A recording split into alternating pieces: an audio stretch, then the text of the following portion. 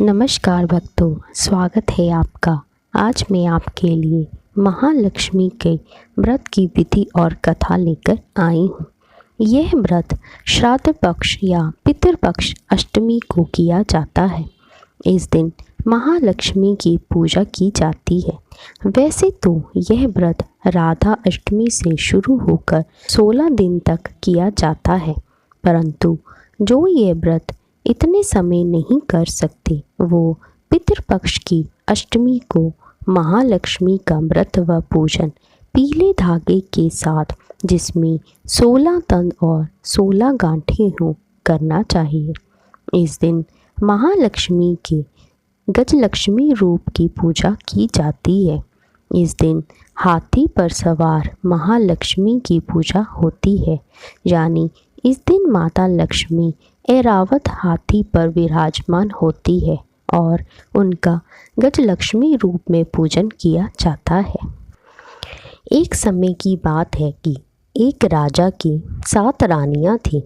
राजा सभी व्रत और त्योहारों को बड़ी धूमधाम से अपनी प्रजा के साथ मनाता था। उसकी प्रजा में सब आनंदपूर्वक रहते थे। इस प्रकार समय के साथ महालक्ष्मी का 8 धागों और 8 गांठ वाला व्रत आया। राजा की माता ने सभी को सूत्र देने और पूजा का आदेश दिया। राजा की 6 रानियों ने सूत्र बांध लिए, लेकिन 7वीं और सबसे छोटी रानी सूत्र लेने और बांधने में आनाकानी कर रही थी, पर राजा के आदेश से उसने धागे ले लिए पर बांधे नहीं। उन्हें अस्तबल में फेंक दिया, जहाँ पर राजा के सारे घोड़े बांधे जाते थे। सुबह जब सफाई वाली ने अस्तबल में देखा कि चारों तरफ हर चीज़ सोने की बनी हुई है, वह देखकर डर गई और राजा को सारी बात बताई। राजा भी देखकर हैरान होता है और बड़े बुजुर्गों से इसका कारण पूछता है और वो राजा को महालक्ष्मी के सूत्रों की अवहेलना होने के बारे में बताते हैं। इस पर राजा क्रोध करता है और अपने सैनिकों को आदेश देता है कि प्रजा में पता करो किसने महालक्ष्मी के सूत्रों की अवहेलना की है, उसे दंड दिया जाएगा।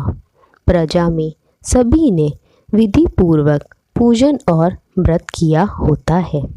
इस पर राजा की माता छोटी रानी की आनाकानी की बात कहती है।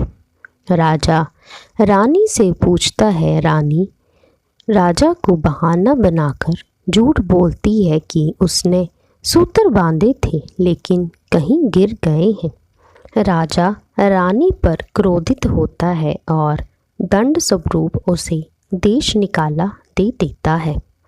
महालक्ष्मी के प्रकोप से रानी दर-दर भटकते हुए एक जंगल में पहुंचती है और उसे वहां एक साधु की कुटिया नजर आती है। वह वहीं रुक जाती है। उसे देख साधु आश्चर्यचकित होता है और रानी से यहाँ आने का कारण पूछता है। रानी अपनी व्यथा सुनाती है और कहती है कि बड़ों की बात ना मानने के कारण उसकी ये दुर्दशा हुई है। साधु कहता है कि आज से मैं तुम्हारा धर्म का पिता और तुम मेरी पुत्री हो। इस प्रकार साधु रोज जो भिक्षा लाता रानी बनाती और दोनों मिल बांटकर खा लेते। इस प्रकार समय चलता गया और 1 वर्ष व्यतीत हो गया। साधु रोज की तरह भिक्षा लेने गया तो देखता है कि कुछ औरतें इकट्ठा हो सूत्रों की पूजा कर रही होती हैं। इस पर साधु उनसे पूछता है कि तुम लोग ये क्या कर रही हो? औरतें साधु को महालक्ष्मी के व्रत और पूजा के बारे में कहती हैं कि यह सब दुखों को मिटाने वाला व्रत है। साधु भी धागे लेकर रानी को देता है कि पुत्री, यह सूत्र बांध लो, शायद तुम्हारे भी कष्ट दूर हो जाएं। रानी सूत्रों को देखकर याद करती है कि इनके कारण ही उसकी यह दुर्दशा हुई है, इसलिए वो पूरी श्रद्धा से सूत्र बांधती है और विधि पूर्वक पूजा और व्रत करती है। महालक्ष्मी जी उसकी श्रद्धा से प्रसन्न होते हैं और राजा के मन में शिकार के लिए उसी जंगल में जाने का विचार उत्पन्न करते हैं। राजा सैनिकों सहित शिकार पर जाता है और एक तितर का शिकार करता है। वे अपने सैनिकों से उस तितर को पकाने के लिए कहता है। कुछ ही दूरी पर साधु की कुटिया होती है, जिसमें रानी अपना समय व्यतीत करने के लिए मक्खन के पेड़े के साथ खेल रही होती है। सैनिक तितर को आग में पकाने के लिए रख देता है और उसका ध्यान रानी पर चला जाता है कि वो कैसे मक्खन के पेड़े से खेल रही है और वो पिघल नहीं रहा। इसी बीच आग में रखा तितर जल जाता है।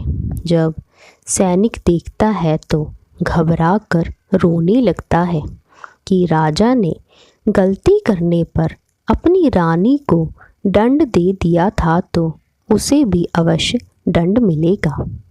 उसे रोता देखकर रानी उससे पूछती है कि क्या हुआ, तुम रो क्यों रहे हो। वो अपनी बात कहता है। इस पर रानी उसका तितर ठीक कर देती है और सैनिक राजा के पास जाता है। वो सभी लोग उसे खाते हैं, पर तितर खत्म नहीं होता है तो राजा को शक होता है। वो सैनिक से पूछता है कि उसने क्या किया है। सैनिक डरकर सब बताता है जो कुछ उसके साथ हुआ था। राजा को रानी का ध्यान आता है और वो साधु की कुटिया पर जाता है और रानी को देखकर बहुत खुश होता है। राजा रानी से कहता है कि हमें लगा कि दंड स्वरूप कठिन सजा पाकर तुम्हें कुछ हो गया है। वो रानी को अपने साथ ले जाने को कहता है। इस पर साधु राजा को कहता है कि अगर घर का कोई जानवर भी दूर चला जाए तो कुछ समय बाद हम उसे खोजने का प्रयास करते हैं, परंतु आपने तो अपनी रानी को याद तक नहीं किया। राजा साधु को महालक्ष्मी जी के क्रोध का कारण कहता है और रानी को साथ ले जाता है। जाते समय साधु रानी को एक दही का मटका देता है और कहता है कि पुत्री, तुम अपने घर खुशी से रहो, पर यदि मटके का दही हिल जाए तो समझ लेना कि तुम्हारे पिता इस संसार से चले गए। और रानी को विदा कर देता है। जब रानी अपने महल के समीप पहुंचने वाली होती है तो मटके का दही हिल जाता है और वो चिंतित होकर राजा से पिता के पास वापस जाने को कहती है। राजा के मना करने पर रानी कहती है कि मेरे दुख के समय उन्होंने मेरा साथ दिया था, मैं उन्हें नहीं छोड़ सकती। इस पर राजा और रानी साधु के पास पहुंचते हैं। रानी साधु को कुशल देखकर खुश होती है और साधु से दही के मटके का रहस्य पूछती है। साधु कहता है कि मैंने तुम्हारी परीक्षा ली थी और तुम सफल हुई हो, क्योंकि कुछ लोग अपना मतलब निकल जाने पर सब भूल जाते हैं। अब तुम अपने घर जाओ और सुखपूर्वक रहो।